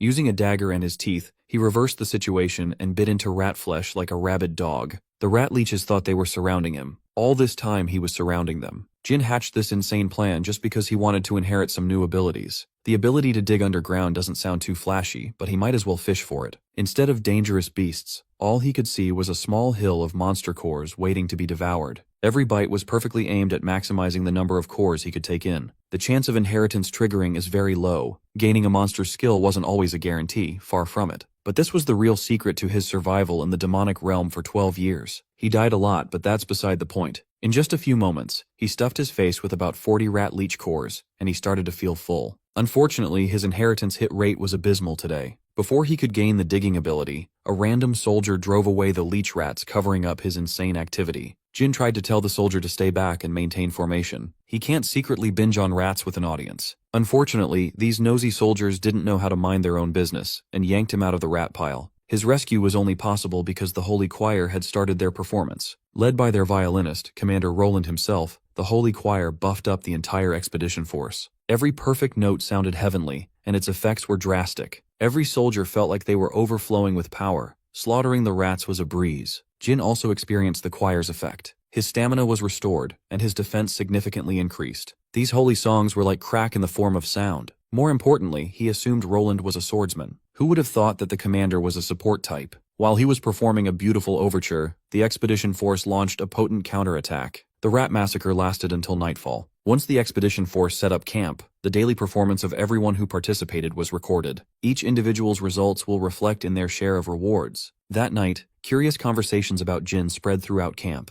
The guy smashed his head with a rock and charged right into a monster pile on his own volition. Now, some of the soldiers saw him digging in the dirt inside one of the tents. Jin was disappointed to find that he really missed out on the digging ability, despite the quantity of cores he devoured. Commander Roland saw him bent over in the dirt and asked if he was doing all right. Jin apologized for startling everyone earlier, but Roland didn't mind his weird behavior. He was focused on Jin's impressive results. When the young man jumped right into the horde, many thought he was dead for sure, but he proved himself with tangible results in the end. According to the official tally, Jin hunted 267 leech rats all by himself. The average soldier only took down 4 or 5. Even the holy knights included in the army capped out at around the 100 mark. Jin's numbers cemented his reputation as a true genius in the commander's eyes. Jin wasn't too pleased with his numbers though. If he had solely focused on hunting instead of secretly snacking, his kill count would have ballooned by a few hundred more. While Roland was in his tent, he asked if the commander was truly part of the support force. Roland assumed that he was about to get bullied for being a supporter. Jin wasn't going to do that though. He was just mistaken in thinking that Roland was the flashy fighter type. His expectations were very much subverted. Commander Roland admitted that in his heart, he's the kind of man who desires to wield his sword on the battlefield. But the main reason he joined the Order Alliance was to fight for peace. Countless people have lost their homes and loved ones because of the demonic realm's expansion. In a cruel world like this, he chose to play a role that would be most helpful to the most people. As a swordsman, he's only slightly better than average, but his musical skills are considered top tier. Jin was surprised to hear Roland's motivations. He thought the man would be an annoying dude obsessed with geniuses. In truth, he was just a decent person who was doing his best to benefit humanity. Jin's respect for the commander rose sharply after their conversation. 7 days have passed. The 10-day deadline is fast approaching for the quest. The expedition force had made significant progress, advancing deeper into the north, while destroying numerous rift cores along the way. They've faced all kinds of monsters, kobolds and rabbit beasts, you name it, they've killed it. The deeper they infiltrated the expanding demonic realm, the stronger the encounters became. Miraculously, the soldiers' morale was even higher than when they first began marching. Out in the front lines, one man was carrying the workload of an entire army by himself. He slashed through monsters effortlessly. No matter what kind or what size, Jin cut down every monster that dared to stand in the way. He wasn't slaughtering these beasts out of the goodness of his heart. He was, of course, aiming for their juicy monster cores. Unfortunately, he had been extremely unlucky. Over the past week, every core he bit into was a dud. Commander Roland received reports of Jin's exploits on the front lines and was flabbergasted. He could not help but laugh that an entire army was getting outdone by a single mercenary. The Order Alliance's pride must be bruised by now. One of the Holy Knights asserted that this wasn't a laughing matter. Their soldiers have become far too lax, while Jin has been amassing an ungodly number of performance points. Roland chose to view this as a positive thing. Thanks to Jin's reliability, they barely have any casualties so close to the 10-day mark. Their destination is just right around the corner. It would be best to get some rest while they still can. Deep in the demonic realm, a Nightmare blunt rotation gathered for a very important meeting. The Dark Priest Summit is in session. A masked man was displeased by the progress the Order Alliance had made over the past few days. Well, they practically led the humans to their base by planting so many rift cores around. The witch nun who turned the Golden Bug siblings into an abomination insisted that their chosen youngest sibling had already placed countermeasures for this exact scenario. Surely he won't disappoint the rest of the group and prove himself competent. The one she called the youngest firmly believes that defenders always have the advantage over attackers. Those pesky humans reacted slightly earlier than expected, but nothing in his great plan of darkness had changed. On the following day, Commander Roland was presented with a venomous dilemma. In front of them was a dead end, a massive chasm decorated by an intricate weave of extra-durable spiderwebs. Lurking below the darkness were giant spiders the size of a small car. According to the priest, the demonic realm's corrupted energy is concentrated in the massive hole before them. In his many years of service, Commander Roland had never heard of such a place existing. It was quite bewildering to behold a giant chasm inhabited by monsters lurking in the dark. Sensing their presence, the critters made their move. Jin approached the commander with a tinge of doubt. It seemed a bit strange that evil forces would choose a chasm to hide. Normally, it would be more advantageous to fight from high ground. Roland assumed the depth was for the sake of avoiding exposure, but a tunnel would have worked far better for that. In Jin's opinion, this whole operation smells like a trap. Before they could explore that idea, everyone's attention turned to their flank. Something big had breached their lines. They were tossing and beating soldiers up left and right. They were besieged by a bunch of wild Bigfoots. In this world, Bigfoot is an enormous monster that grows 4 to 7 meters tall, boasting immense strength. The biggest Bigfoot leading the charge was draped with a venomous snake monster around his neck, a salmosa. The level of disruption this sadistic white-haired Bigfoot could deliver was immense. At one point, it literally lifted a section of the ground, knocking every soldier off their feet. It was a deliberate effort to toss the pesky humans down the chasm. As soon as the poor souls landed on the sticky web, it was as good as over, GG. They tried to break free of the web's sticky hold to no avail. Mere moments later, the architects of the web structures showed up. Hungry spiders sensed some prey stuck in a trap. Now it's time to feast. Commander Roland made the swift call to prioritize taking down the Bigfoots to prevent any more of his men from falling into the murder hole. He and his holy choir set up buffs and all kinds of support magic to strengthen the team. While everyone was freaking out and fighting for their lives, the real demon watched with a grin on his face. Instinctively seeing him as the biggest threat in the entire army, the Bigfoot chieftain violently gravitated towards Kim Woo-jin. He dodged the first attack coming his way, letting Bigfoot's uppercut go wide. Commander Roland and the soldiers looked at Jin's predicament in horror. The largest of the pack wasn't only the strongest, it was using that troublesome snake as a weapon too. Eventually, Bigfoot succeeded in bringing the fight into the hole. It would be a shame if Jin died from fall damage. Thankfully, he was able to save himself by using his blade to stick to the walls. After that, finding a safe foothold was surprisingly easy. Jin looked around, and the Bigfoot chief was effortlessly using the webs like it was a fun obstacle course. It has the strength to one-shot people and the mobility to utilize the precarious terrain to its advantage. Willingly facing a Bigfoot in close combat would be insanity. To make matters worse, that ape somehow learned to use his snake's venom for long-range harassment like it's a gun. The more abilities the Bigfoot demonstrated, the bigger Jin's smile grew. All he could see were coveted abilities that he could steal by consuming their delicious monster cores. Right then and there, he lost his footing and fell, only to be caught by one of the many winding webs. Before Bigfoot could catch up again, he cut himself free from the sticky situation and dove deeper below. The beast showed how agile it can be, yet Jin was toying with it without a proper foothold. Normally, when two monsters join forces to fight,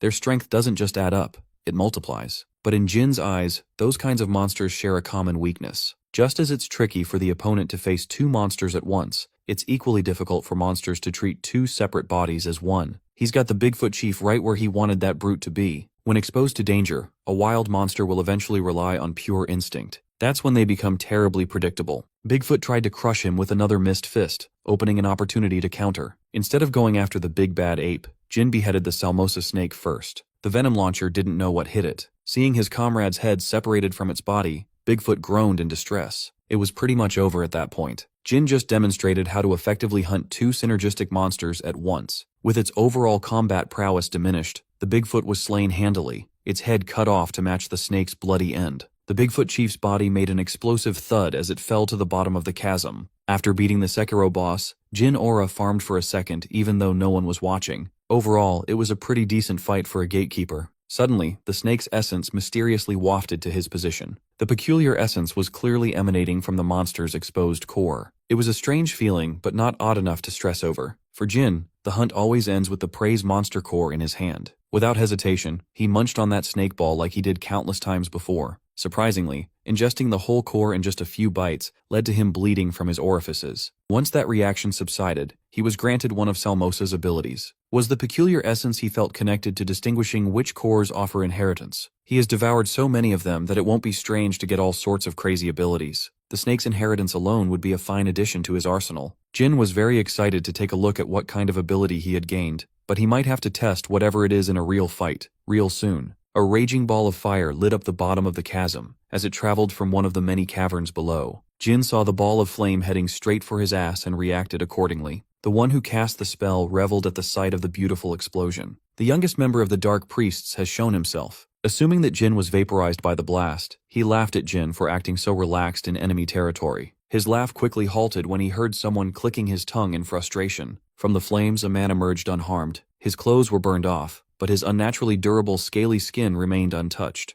Jin was rather upset about getting this new defensive ability instead of a venom launcher. He was more bothered by it than the flame that tried to burn him to a crisp. Once he finally paid attention to his surroundings, he noticed the loser responsible for burning his clothes. He quickly got over not getting the ability he wanted. The tough skin already saved his ass after all. It seems pretty useful. It is certainly an ability worth further investigation, but he would prefer not to test the armor against a direct hit again. Jin picked up his sword and physically cut through another flaming mass of mana. This time, he set his sights on the loser trying to ruin his day. The fight isn't over yet. Witch Hat Crackhead couldn't believe that some random topless bum blocked his attack twice. He's heard about Jin before. The Dark Priests labeled him a crazy bastard who hangs around humans while openly gorging on monster cores. To match Jin's freak, he tapped into the power that made Dark Priests so powerful. He is going all out by unleashing the spider legs attached to his spine, Spider-Man style. Instead of spamming fireballs all day, he took on Jin in close combat. On paper, it was an unfair fight. It was one dude with a sword versus a man with 8 extra limbs made for killing. After the first exchange that forced Jin to back away, he re-evaluated his opponent. This was his first time encountering another person using a monster's inheritance freely. If this man were the same as him, then he might have gotten those deadly attachments by consuming a spider monster's core. Witch Hat has been waiting to face Jin since he heard about him. He's so thankful he could cry.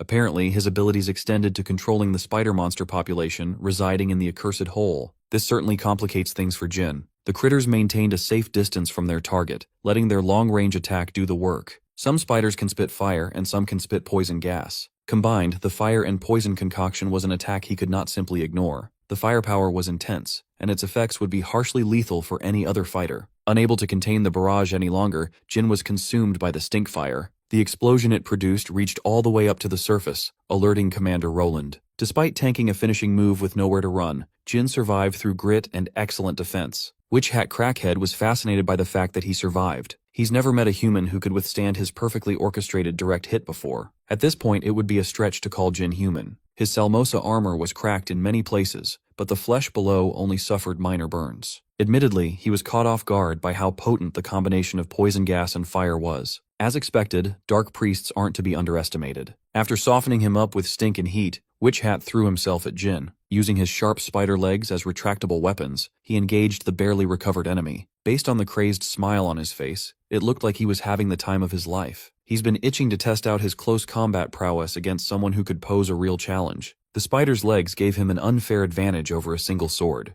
It was becoming increasingly apparent that Jin needed to change strategy. He can't keep blocking and parrying. Using mana arts, Jin enhanced his blade. With that extra injection of power, he was able to parry a spider leg attack and briefly stun his opponent. Unfortunately, he wasn't able to capitalize on the stun since this fight was never a one-on-one to begin with. Just when he was starting to turn things around, the fire and poison gas attacks restarted. Once more, Jin was forced to endure being grilled with some poisonous seasonings. Frustrated, he thought of dealing with the annoying spiders first. But that won't be easy with a Dark Priest constantly on his ass. Currently, his internal organs have sustained severe damage from the fire. His regeneration and stone skin abilities kept him standing, but they are reaching their limit. And this time, Witch Hat didn't wait for him to emerge from the fire. He got in there to press the attack. Gradually reaching his limit, Jin thought of a batshit crazy plan to get out of this hell. Witch Hat flexed his spider legs and used them to riddle Jin's back with holes. The pain and damage were so debilitating that he lost grip of his blade. Feeling his spider legs digging into flesh, Witch Hat rejoiced. He laughed like a maniac while holding Jin in place and gradually making the gnarly wounds bigger and bloodier. He's never met such an intriguing enemy before. Now he understands why the other Dark Priests wanted to leave the guy alone.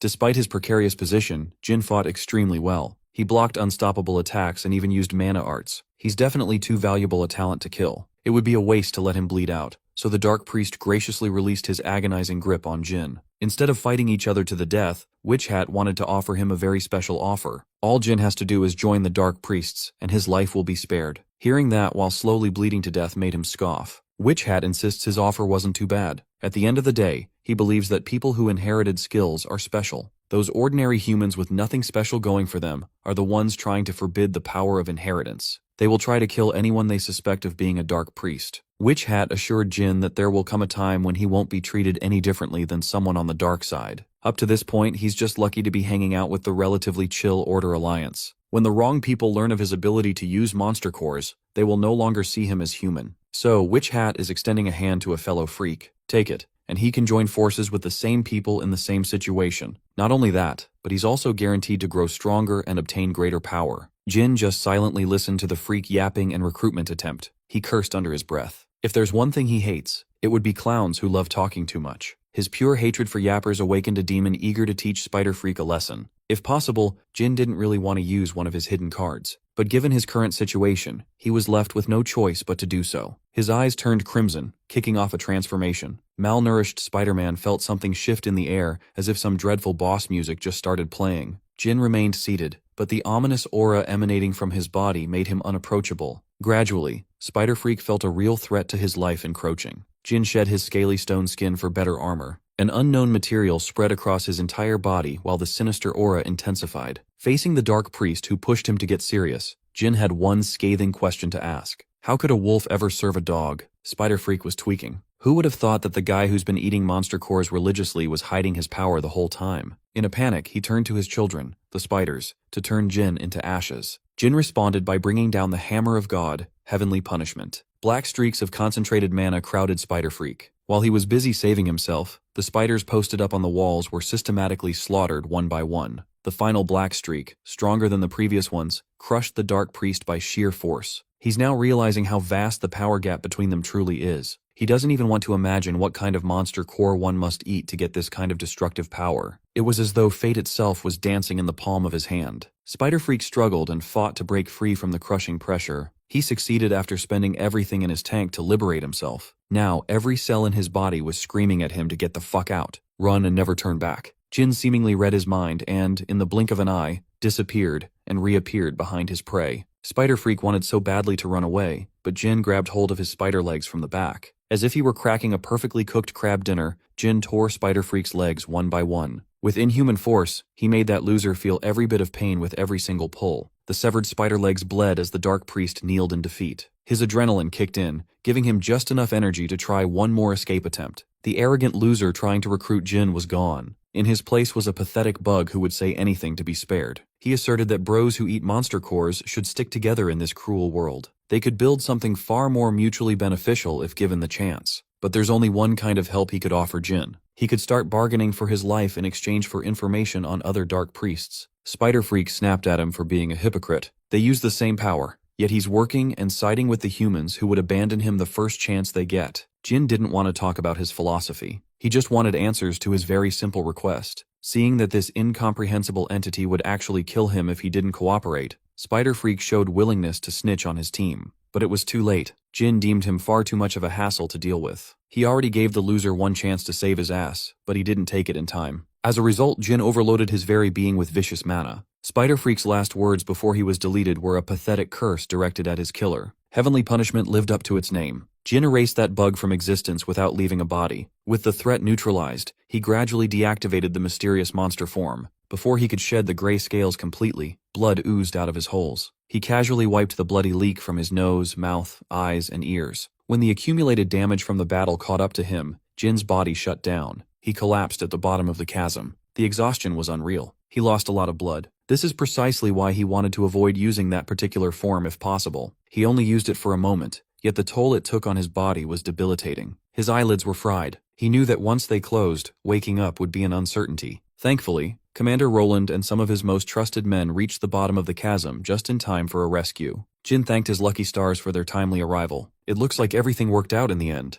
Roland ordered his men to bring a stretcher so they could carry Jin up for the medical attention he needed. The commander looked around the aftermath of the battle, and he couldn't even picture in his head what had happened in this dark corner. Once the mission was wrapped up, everybody involved returned to Third Pioneer City. The professionals tried their best to stabilize Jin, and now he's in recovery. When he finally opened his eyes, he was no longer in that dank spider lair. He sat up, feeling intense soreness throughout his entire body. He was just surprised he had survived that encounter with the Dark Priest. While he was collecting his thoughts, a maid entered the room, assuming he was still unconscious. She hurriedly ran away to inform everyone that the mercenary had woken up. The first one to hurry over was none other than Commander Roland. According to the commanding bard, Jin has been out of commission for 3 whole days. That's an awfully long recovery time, considering his new regeneration ability was facilitating his healing process. Roland explained that his men had taken care of most of the surrounding rift cores after Jin eliminated the biggest threat. The casualties were minimal, and the expedition was a success, all thanks to Jin. Jin liked the feeling of being acknowledged. But of course, extraordinary contributions deserve an extra generous award.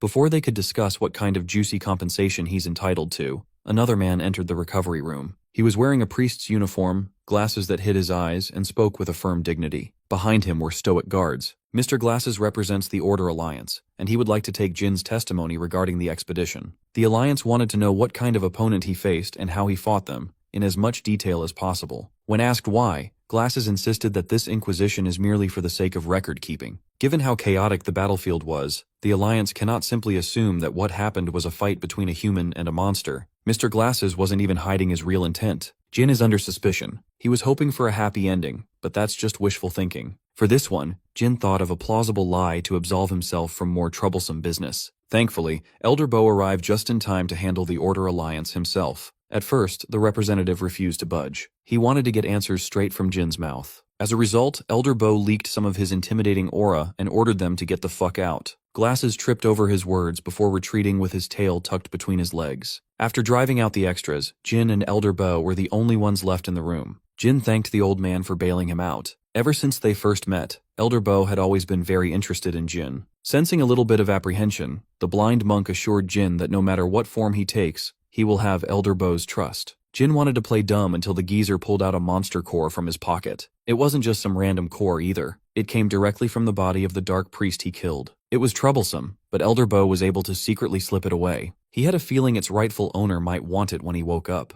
Before giving him the monster core, Unk gave his boy a fresh haircut and hooked him up with fresh gear, gloves included. After giving Jin a cut and dressing him up, the blind monk was very satisfied with his work. Jin immediately noted the fit of his new armor. It was beyond comfortable. The fabric felt like it was one with his body. If he had known this type of armor was out in the world, he would have gotten his shit tailored from the start. Elder Bo told him that comfort isn't the only thing that makes the set satisfying. The true value of this armor goes beyond comfort. Out of nowhere, the old man concentrated mana on his palm and charged at Jin with a full-form strike. The palm touched his armor-covered abdomen, making him step back instinctively. He couldn't believe that this weird old man would dare to punch someone who had just woken up from a 3-day coma. But then he noticed the lack of pain in his stomach. He barely felt a tickle from that charged attack. All force was dissipated because what he's wearing is a relic. Relics are treasures imbued with magic. They are expensive and rare. The weight suggests that the material must be some ordinary beast hide, but it's truly a mysterious item with powerful defense comparable to a full heavy plate armor. Relics like this one are so rare that it would be hard to obtain one even if you have the gold coins to pay for it. The armor was just one part of his rewards. Presented by Cindy, Jin was awarded a total of 2,400 gold coins. They brought in a chest glimmering with gold bars and ingots, skyrocketing Jin's net worth. He's never seen so much money in his entire life. Elder Bo made him understand that through the countless monsters he hunted, the expedition succeeded. His contributions to the people are far from ordinary, and they entitle him to equivalent rewards. Of course, Cindy added a little extra straight out of her pocket. Jin doesn't mind getting filthy rich off one job. Even so, he wasn't used to being treated so well. In life, he came to learn that excessive kindness can be suspicious. Even though these two know about his habit of consuming monster cores, they continue to support him. Elder Bo laughed. Even when he treats the kid well, he still gets grief in return. 3 days after the expedition, the entire chasm was cordoned off, and guards were assigned to monitor the area around the clock. The night shift guards were feeling lazy and sleepy on the job. Not a good look at all. While they were arguing over whether something was moving in the bushes, it happened. A long metal chain wrapped around the guard's neck. It tightened and squeezed hard, suffocating the patrolman. He was yanked away with enough force to detach the head from the neck. An ambush ensued. A laughing maniac who loves the smell of blood under the moonlight cackled. The other patrolman tried to act tough and confront the intruder, but stumbled over his words, petrified. This time, the lunatic used the steel ball at the end of his chain to crush the poor patrolman's skull. With the watchdogs out of the way, the rest of his coven showed up. The dark priests have returned to their compromised hideout. Included in the group was the witch nun. She was lamenting the defeat of one of their own by such incompetent fools. Their youngest, Enoch, was supposed to win, but it turned out that he's complete trash. Witch nun won't waste tears on weaklings. The lunatic who cleared out the guards estimated that they were stronger than low-level knights at least. The masked priest couldn't give less of a damn about Enoch. He somewhat expected that spider bastard to lose anyway. Despite the setback, they're still within the plan's range. Tonight, they returned to their former hideout to get the agenda moving. With a touch of his hand, the masked priest triggered some sort of formation from an inconspicuous cliff face. Ancient runes appeared before them, winding and twisting. Once the formation was complete, it revealed an esoteric symbol, incomprehensible and divine. The cliff face slowly opened, exposing a hidden entrance hiding in plain sight. Tonight's meeting will kickstart the plan to eradicate every filthy human in existence. Behind the hidden entrance, horrors beyond human comprehension reside. An endless supply of human test subjects was strapped to stone altars, ready to be used as guinea pigs. Back in 3rd Pioneer City, Elder Bo was still hanging out with Jin at midnight. Cindy was there too, just sipping on her tea. Elder Bo knows he's in no position to reprimand Jin. All he can do is ask for a favor instead. He pleaded with Jin to use his formidable power for the sake of humanity at all costs. Jin thought that if anyone found out about his secret eating habits, he would be hunted and tortured. But he was wrong. Elderbo was different. The geezer sees his power to help humanity instead of the opposite. Jin was worried then, but he can only be thankful now. For now, only the people in the room know about Jin's monster core diet. Cindy thought it best to keep it that way, since others would not react the same way she and the blind monk did. As for how exactly he can use his power to help, Elderbo responded by putting the Dark Priest monster core on the table. From what he knows, consuming a monster core can unlock the memories of its owner. Of course, the probability of that happening is very low. But if a monster core belonged to someone who was originally human, the probability increases drastically. That's precisely why Jin was able to peek into the memories of the Golden Bug's sons. Basically, Elder Bo wants him to consume the core and find any relevant information about the Dark Priests and their little cabal. With everyone in agreement, they proceeded. Jin grabbed the monster core and felt the weight behind it. Not only did he find people he can talk to comfortably, but he also gets a chance to eat a monster core he thought he missed out on. Partly for the greater good and partly for his own sake, Jin opened his mouth wide. The first bite is always juicy. Blood, bile, and many other bodily fluids explode in his mouth. Instantly, he was transported to Spider Freak's old memories. He was a wretched man who so desperately wanted to be chosen instead of living the shitty life of a failure. He begged the witch for true, overwhelming power at any cost. To prove his resolve, the witch tempted him to drink from her totally normal vial. Jin was yanked back to reality after that short vision. When he opened his eyes, Elder Bo and Cindy were waiting for him to come back. Thanks to the fragmented memories he sifted through, he learned the Dark Priest's next plan.